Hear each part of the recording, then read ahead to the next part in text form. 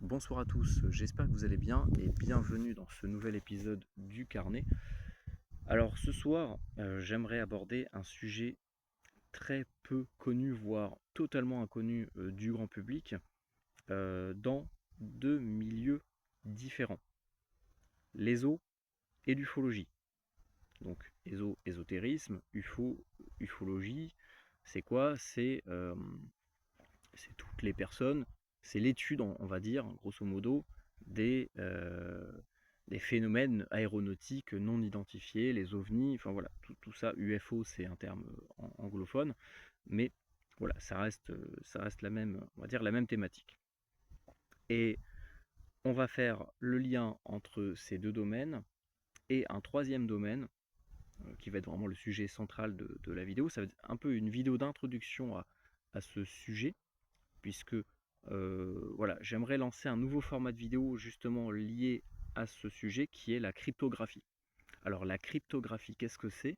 Vous en avez peut-être déjà entendu parler, notamment durant la Seconde Guerre mondiale. Et on pense qu'aujourd'hui, hein, dans l'inconscient collectif, on pense qu'aujourd'hui, la cryptographie n'existe plus, que les cryptographes, ça n'existe plus.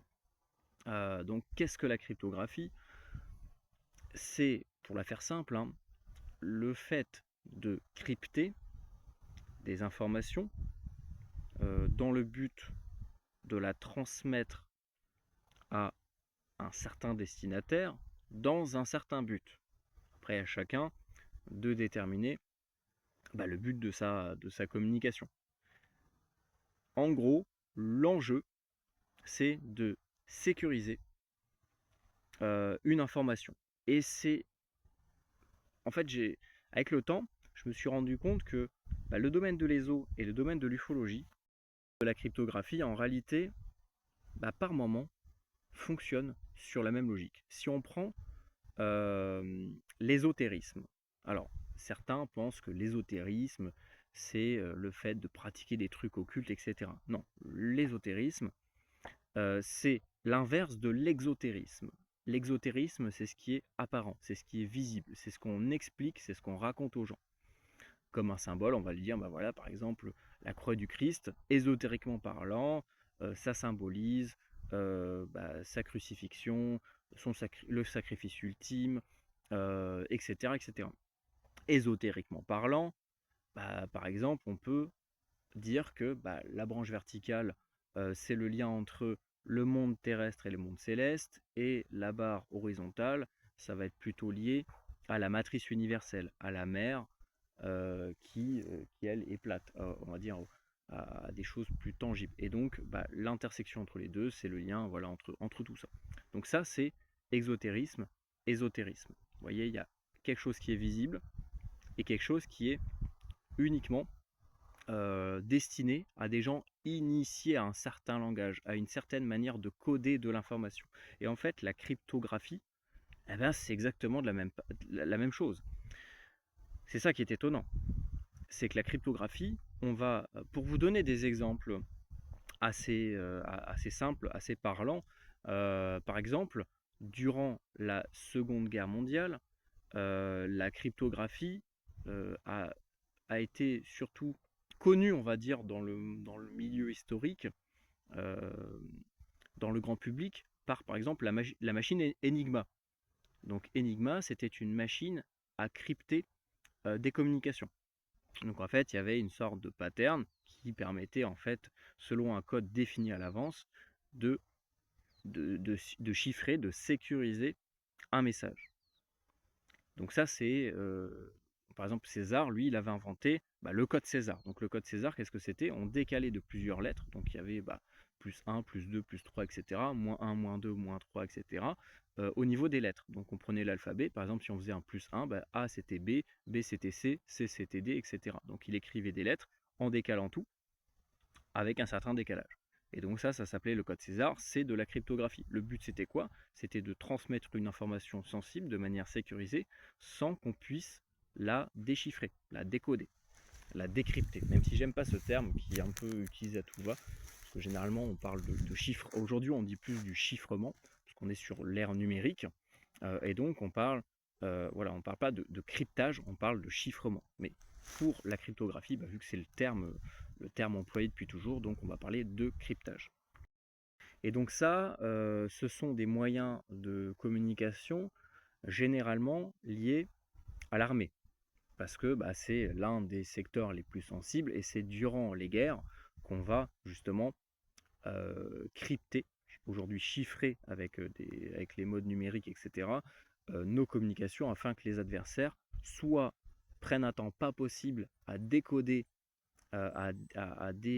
déchiffrer, décoder plutôt, enfin déchiffrer un message avec des niveaux de chiffrement plus ou moins élevés.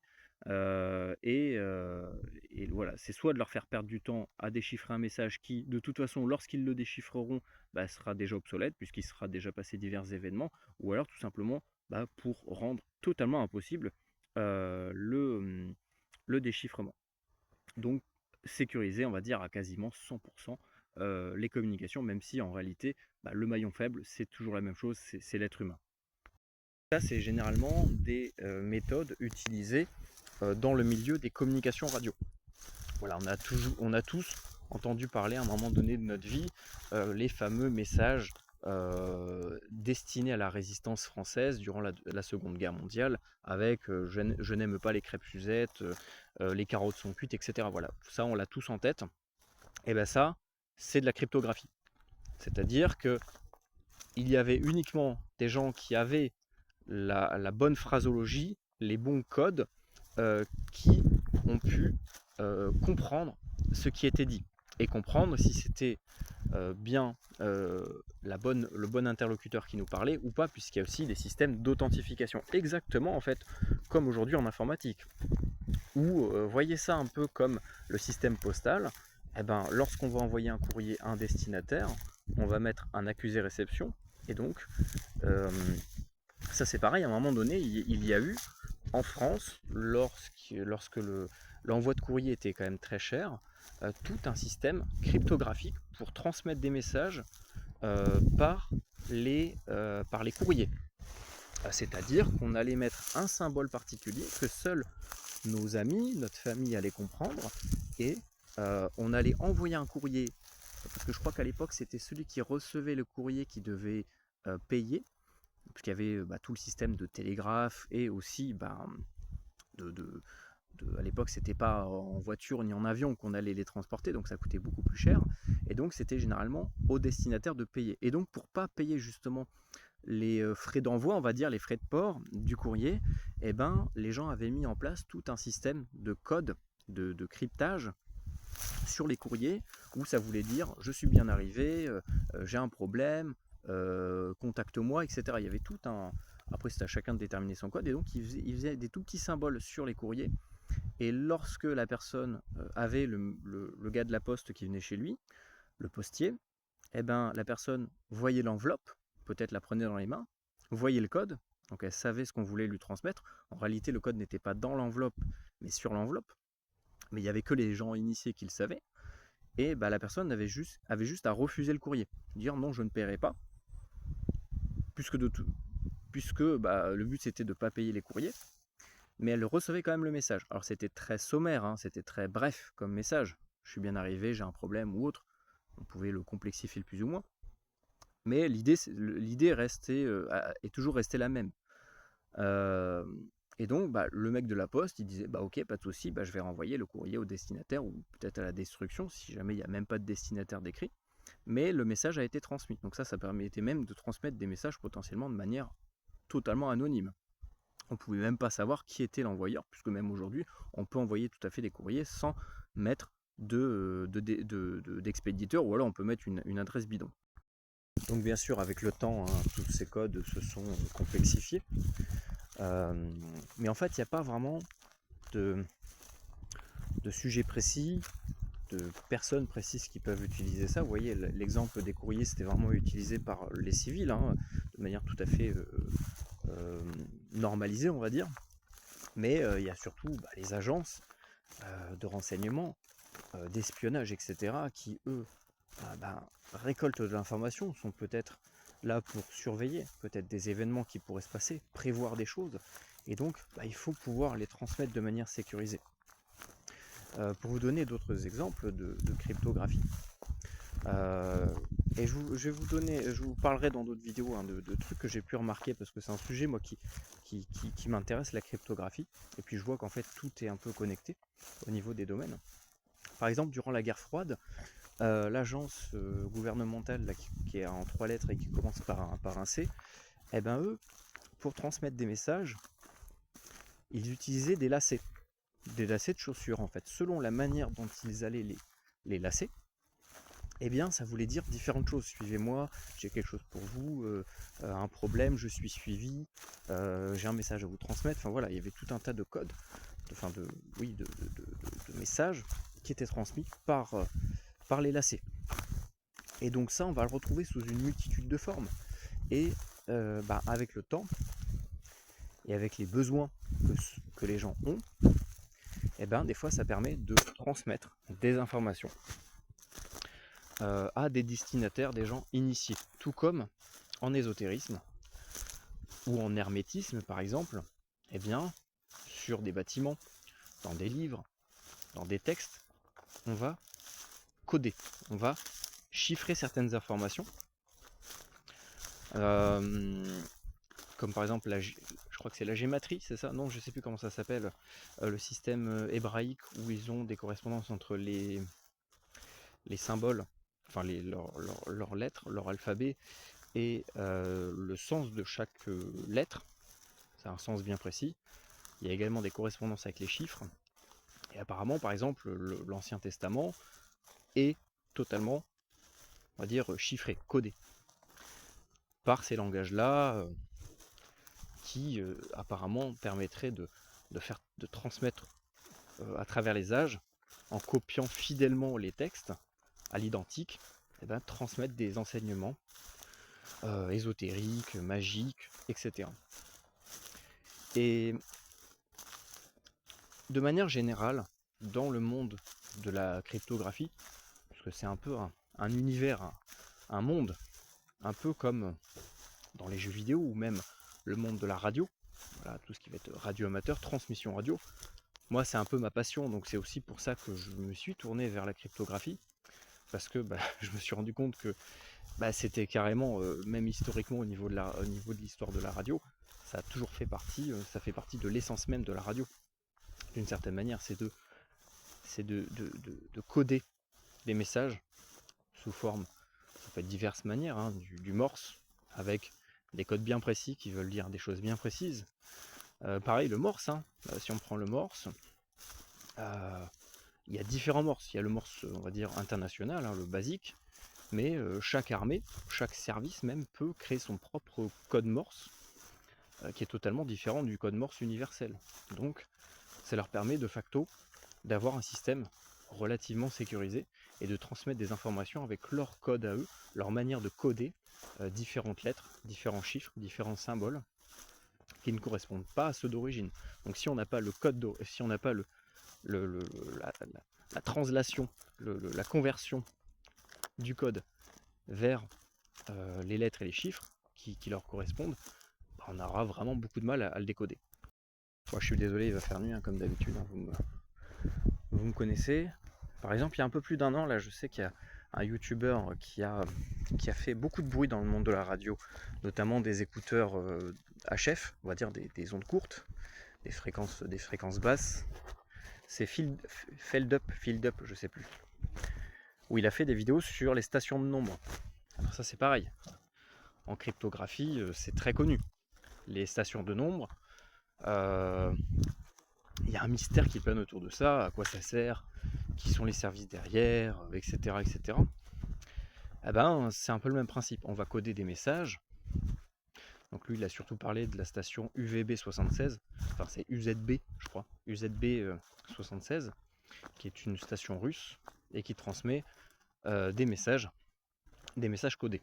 Donc eux ils ont pas c'est pas le même alphabet, c'est pas l'alphabet OTAN, Alpha Bravo Charlie Delta, c'est l'alphabet russe. Alors je sais plus lequel c'est, mais en gros ça doit être Asma, Zo, je sais pas quoi, Brasdav, enfin voilà, c'est des mots c'est des mots russes.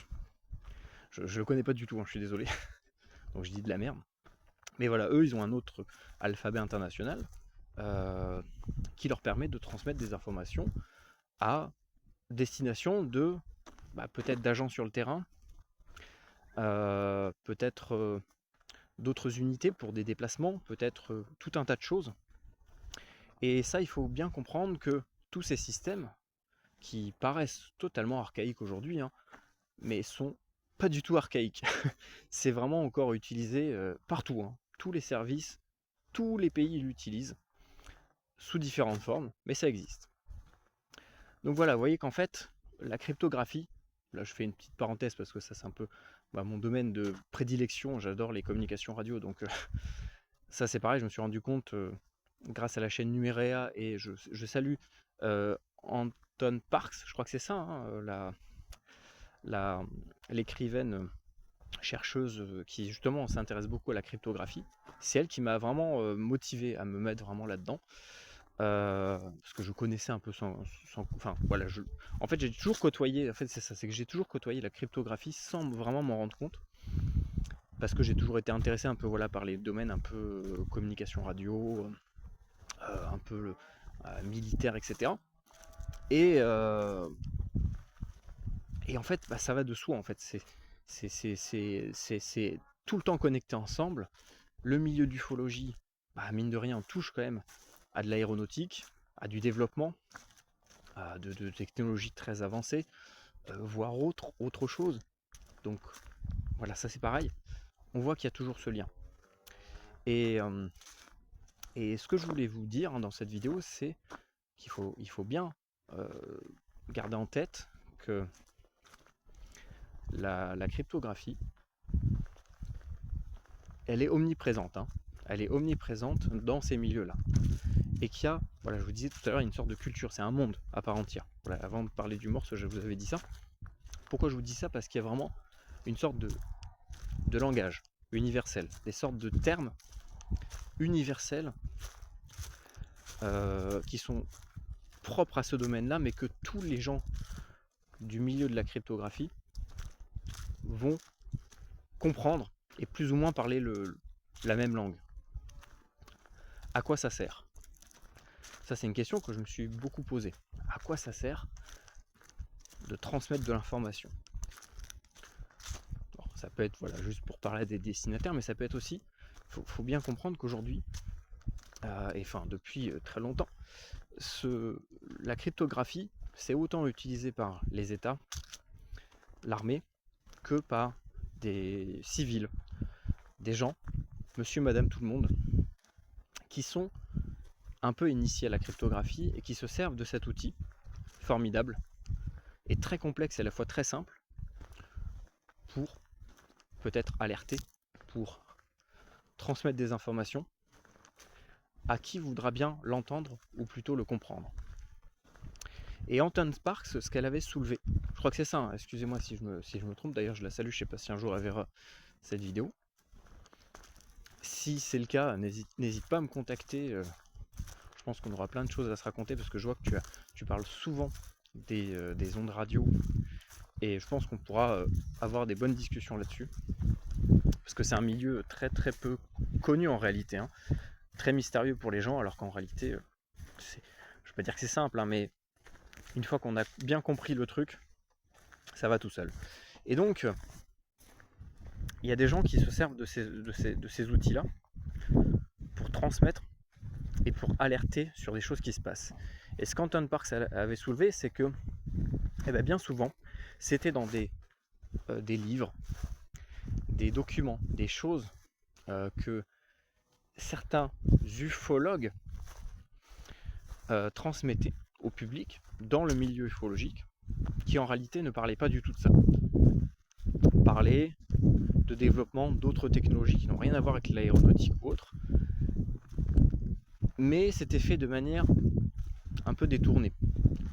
Comme par exemple, je prends un exemple tout simple, hein, mais par exemple, si on parle d'abduction et de tests génétiques faits par un peu des transformations, des faits d'implanter des choses, des implants par des espèces exogènes sur des humains, peut-être que via différents indices, que ce soit au niveau de l'apparence, au niveau de plein de facteurs, peut-être qu'en réalité, ces personnes voulaient alerter sur autre chose, parler d'autre chose qui se passait ailleurs, en utilisant certains termes. En fait, il faut vraiment comprendre qu'il y a des termes par rapport aux animaux. Les animaux sont très importants dans le milieu de la cryptographie. Les couleurs. Donc selon les couleurs, eh bien, ça veut dire tout un tas de choses. Ce sont des codes couleurs un peu, on va dire un peu universels, mais propres au milieu assez mille, on va dire ça comme ça. Et c'est un petit peu. Et moi, j'ai pu remarquer des similarités dans le milieu de l'ésotérisme. C'est que, en fait, on se rend compte que les services les services qui ont mené différentes expérimentations, qui font différentes opérations, créent des organismes para-religieux, para-ceci, para-cela, avec tout un aspect un peu magique, etc. En apparence, ça pourrait être une très bonne couverture pour d'autres choses à côté. Et ça, on l'a vu avec l'affaire de certaines obédiences, certains courants spirituels, philosophiques, qui en fait servaient d'antichambre pour autre chose, mais qui n'avaient rien à voir avec l'ésotérisme. Enfin voilà. Et ça, il y a des informations qui sont quand même transmises. Parce que il faut aussi faut un peu comprendre que c'est un peu comme sur un champ de bataille. Et ça peut se voir aujourd'hui, ça s'est énormément vu avec le conflit entre les deux blocs qu'on voit actuellement, l'Ukraine et la Russe. Les soldats sont habillés en camouflage, mais ils ont du scotch partout. Ils ont du scotch jaune sur la tête, du jaune bien clair qui se voit bien, sur les bras, partout. On se dirait, mais c'est contre-productif parce qu'on peut les identifier, donc on peut les voir de loin. Oui, mais justement, le but c'est quand même d'être identifié par justement ces codes couleurs. Et dans le milieu de la cryptographie, c'est exactement la même chose. C'est-à-dire que il va falloir quand même s'identifier entre nous. Tout comme, il n'y a rien de nouveau. Tout comme à l'époque, les premiers chrétiens se reconnaissaient entre eux grâce à des symboles un peu détournés, comme l'encre de bateau, qui formait en fait une croix, comme le poisson. Et voilà, il y avait, selon les périodes, les endroits, ça c'est de la cryptographie d'une certaine manière. Ça permettait de transmettre une information de manière cryptée, uniquement dédiée à certaines personnes initiées à ce langage-là, pour déjà faire comprendre à l'autre que, ok, je suis un tel, et je suis peut-être ouvert à tel ou tel échange, telle ou telle communication. Et pareil au niveau des milieux, des renseignements, de tout ça, à l'international. On pense souvent que c'est vraiment des gens qui vont faire des trucs un peu à la James Bond, etc., en terrain hostile. Ça arrive, on a pu le voir dans l'histoire. Mais c'est aussi et surtout pour peut-être arriver à des résolutions par exemple des tensions diplomatiques. Généralement, qu'est-ce qu'on fait? On va envoyer des agents sous couverture pour rentrer en contact avec d'autres agents du pays peut-être adverse, ou en tout cas avec lequel on a certaines tensions, pour peut-être trouver des arrangements, passer des accords, se transmettre des informations de pays en pays, de dirigeant en dirigeant. Vous voyez ce qu'on voit à la télé de manière officielle. Là, ils disent rien, c'est du théâtre, c'est du cinéma. Les vraies informations sont transmises, sont diffusées, sont partagées de manière cryptée, par de la cryptographie, par des agents qui sont initiés à ça. Et donc, tout d'abord, il faut se reconnaître. Donc par exemple, ça va être dans un gros un repas par exemple, et c'est là que je vois vraiment le lien avec certaines choses. Par exemple, si on prend la poignée de main FM, il y a une manière de serrer la main qui permet de s'identifier entre FM. Et ça permet de faire une sorte de système d'authentification. Ok, toi tu en es un, moi j'en suis un, ok. On va pouvoir passer sur un autre mode de communication. Exactement comme en radio en fait, hein, où on va transmettre avec différents modes. Hop, dès qu'il y a 2 modes qui sont compatibles et qu'on veut contacter cette personne et que cette personne est sur le même mode, la même fréquence au même moment et nous répond, clac, on va pouvoir engager une communication. C'est exactement la même chose. Et donc à ce moment-là, dès que les 2 agents s'authentifient grâce à peut-être une phrase, vous voyez comme ce qu'on voit dans OSS 117, mais c'est pas du tout des conneries. Ce sont des phrases bateau, mais avec des mots-clés à l'intérieur. Et c'est ces clés-là qui vont permettre de comprendre à quoi on a affaire, dans quel but, et de s'authentifier. Et nous, on rigole devant les films OSS 117 et Agent 00, ces choses-là. Est-ce que vous voulez faire l'amour ce soir Voulez-vous faire l'amour ce soir? Voilà, des trucs comme ça. Bon, on rigole, mais en vrai, c'est vraiment ça. C'est-à-dire que dans une phrase, on va lâcher quelques petits mots-clés que l'autre va pouvoir identifier et assembler dans le bon sens et avoir toutes les informations. Alors, je sais pas, on va pouvoir faire toute une phrase, on blablate dans une discussion à plusieurs personnes et ça c'est quelque chose justement qu'avait relevé Anton Parks, c'est que c'est elle la première qui, je pense, qui avait relevé ça, c'est qu'elle a dit mais vu que moi je suis initié, je me mets à sa place, vu que moi je suis initié au domaine de la cryptographie, et ben je remarque que beaucoup de gens qui tiennent par exemple des chaînes YouTube, qui parlent d'ésotérisme, de spiritualité, de tout ça, en réalité transmettent des messages codés. En tout cas, ils envoient des signaux, des choses qui lui font croire, penser que ce ne sont pas que des gens qui font des vidéos sur YouTube qui parlent d'éso et de trucs et de magie et de pendules et de machin. Et donc, ça permet de quoi? Ça permet une fois qu'on a authentifié qui était en face, déjà ça permet que tous les gens aux alentours ne comprennent pas. Vous imaginez, je sais pas, un gros repas avec un gros, comment on appelle ça?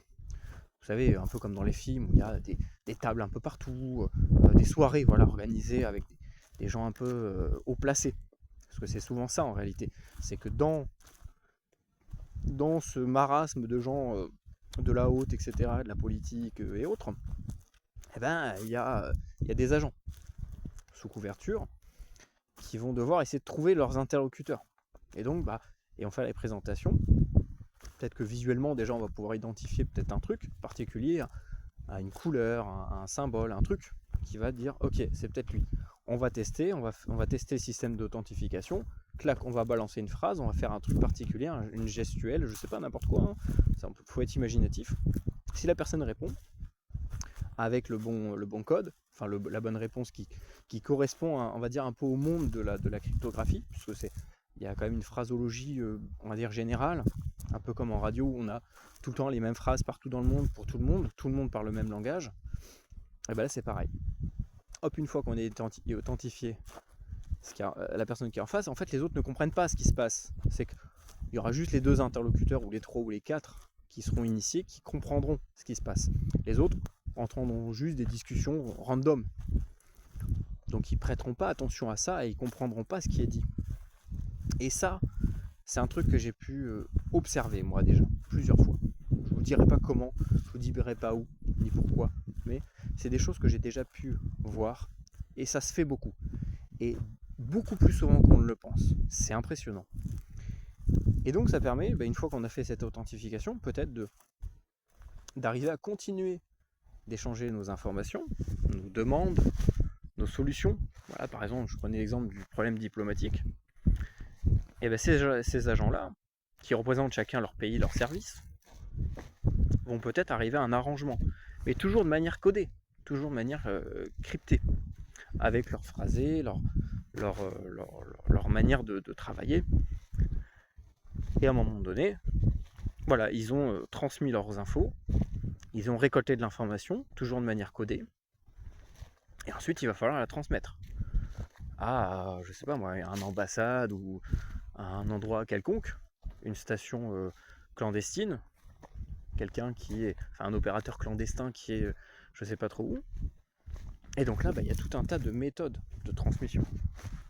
Alors la plus connue, la plus répandue, c'est la radio. Parce que la radio, mine de rien, c'est ce qui permet de rester quand même relativement anonyme.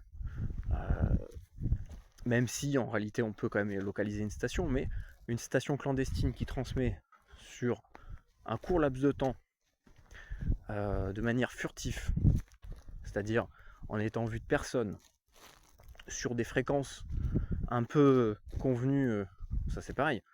Il y a peut-être des méthodes aussi pour convenir de fréquences à des heures précises, pendant des périodes précises. Ça c'est des choses qui se font aussi. Et à ce moment-là, il y a une information qui est transmise d'un point A à un point B pour donner la réponse de toute la discussion qu'il y a eu auparavant, de la résolution du problème diplomatique par exemple, parce que c'est le truc le plus courant à mon avis. Et donc on va transmettre par radio ou par tout autre moyen. Ça peut être des courriers, ça peut être voilà, tout un tas de méthodes. En tout cas la radio c'est celle qui permet d'être la plus discrète, puisque n'importe qui peut avoir un récepteur radio, onde courte, ça capte dans le monde entier, selon la météo, les bandes, etc. Mais généralement ça passe partout. Surtout si on fait du morse ou ce genre de choses, alors là c'est en fait le monde entier, tranquille. Surtout qu'aujourd'hui avec internet, avec les nouvelles technologies, pour vraiment 3 fois rien, on peut aujourd'hui avoir un récepteur radio, onde courte, ou même toute fréquence, mais les ondes courtes c'est ce qui va porter le plus loin. C'est vraiment ce qu'on avait à l'époque, la TSF, etc. C'est un peu la même idée. Et donc, tout comme les maquisards de l'époque, on va transmettre des messages codés de manière clandestine, très rapidement, sous une certaine forme. Donc ça peut être une discussion, ça peut être voilà, des transmissions brutes, on va dire, un peu comme sur les stations de nombres, où l'information est codée. Peut-être que par-dessus on va rajouter un système de chiffrement sur des modes numériques, ou avec une autre manière d'encoder le message, peut-être comme tout à l'heure, par exemple avec un code Morse qui est unique à cette mission. Enfin voilà, et tout ça c'est possible, ça existe. Et comme ça, tac, on va envoyer d'un point A de l'émetteur clandestin, planqué, je sais pas où, dans des combles, dans une forêt, n'importe où, à une autre station qui peut être n'importe où, puisque la station réceptrice, elle, la réception, on ne peut pas savoir qui écoute, où, quand, comment. C'est impossible. Ça n'est pas possible. Donc, un récepteur radio, il peut être n'importe où. Et il peut y avoir n'importe qui derrière. Et à ce moment-là, de bout en bout, on a transmis, on a envoyé un agent qui s'est authentifié auprès d'un autre agent, qui a convenu de quelque chose, qui a reçu un message, qui retransmet le message au destinataire final, et qui,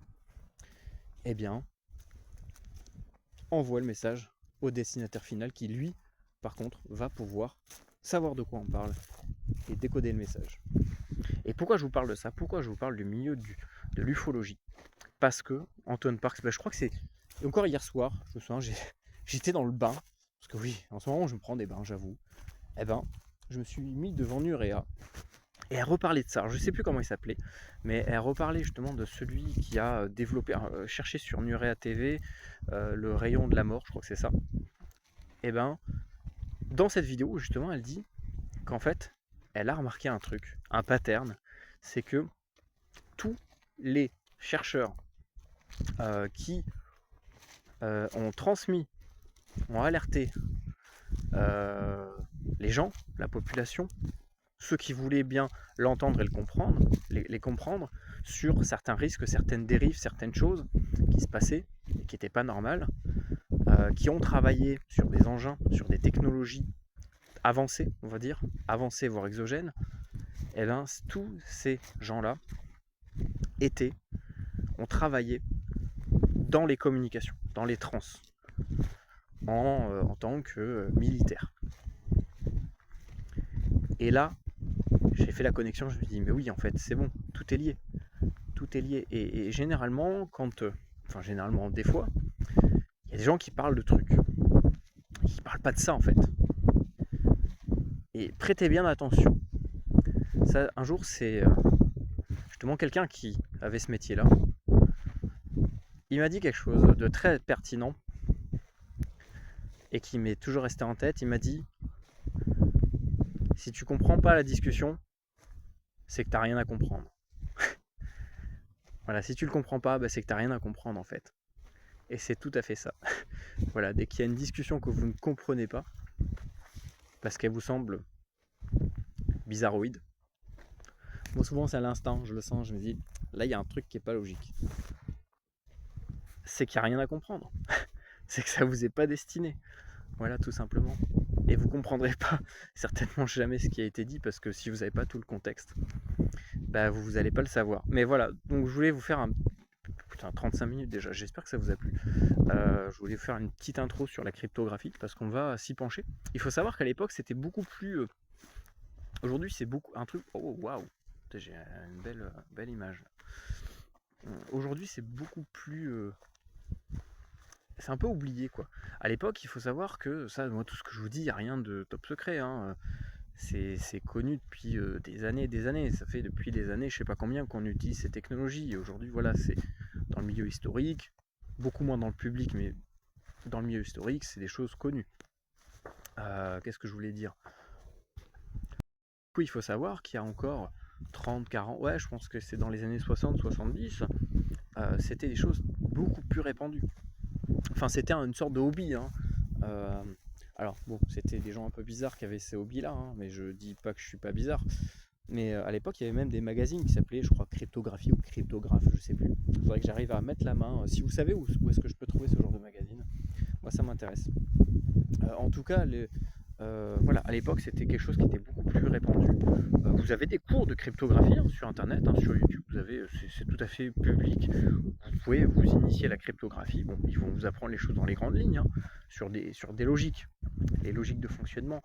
Mais après, si on s'intéresse vraiment de manière plus concrète, c'est sur le terrain. Que ça se... Enfin, sur le terrain, je me comprends, quoi. Je veux dire qu'il faut être un agent. Mais après, un agent de quoi aussi? C'est ça. C'est que j'ai pas parlé de ça, mais un agent, ça peut être un agent de n'importe quoi. En fait, tout dépend, en réalité, au fond de nous, à quoi on se met au service, en fait. Et généralement, je vous parlais des gens qui étaient comme ça, qui lançaient un peu, c'était un peu des sortes de lanceurs d'alerte, qui justement ont travaillé dans ces domaines-là et ont vu des choses anormales, et ils ont voulu les signaler. En fait, ces gens-là se sont mis au service plutôt de l'humain, en fait, de l'humanité. C'est-à-dire soit ils ont développé des technologies trop en avance sur leur temps, mais qui avaient pour but de rapporter du positif dans le monde, même si peut-être leur métier de base et certains projets étaient peut-être très destructeurs, pardon, mais en tout cas, c'est des gens qui se sont beaucoup mis au service de l'humanité. Je parle de ceux qui ont qui sont sortis de ça et qui ont voulu alerter, hein, pas des agents de manière générale, ça je sais pas. Je pense que là-dessus je peux pas vous dire. C'est chacun, je pense qu'on a tous notre approche par rapport à ça. Mais voilà, c'est des choses quand même assez connues, hein, que par exemple des journalistes ou des gens comme ça, ils n'ont pas juste la casquette de journaliste en réalité. Bien souvent c'est plus que ça. Et après voilà, ce que je voulais dire, c'est à chacun de déterminer à quoi on veut se mettre au service. Et après, voilà, il y a des gens qui comme ça transmettent des infos pour X ou Y raison.